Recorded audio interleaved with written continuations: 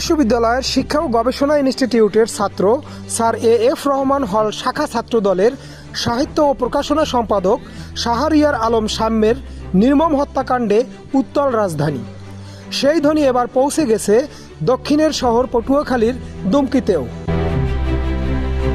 বুধবার দুপুর 12টায় সরকারি জনতা কলেজ ক্যাম্পাসে আয়োজিত হয় প্রতিবাদী বিক্ষোভ ও মিছিল সমাবেশ।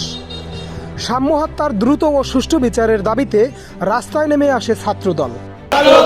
আমার ভাই মরল কেন? সাম্য ভাই মরল কেন?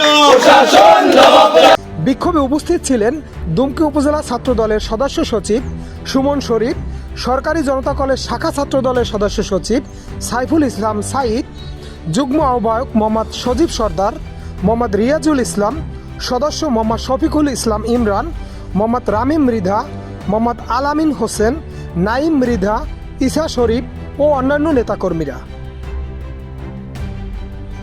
বক্তারা এ সময় বলেন, সাম্যের মতো একজন মেধাবী ছাত্র নেতাকে হত্যা করার দায় ঢাকা বিশ্ববিদ্যালয় প্রশাসনের। দ্রুত বিচার না হলে দেশ জুড়ে দুর্বার আন্দোলন গড়ে তুলবে ছাত্রদল।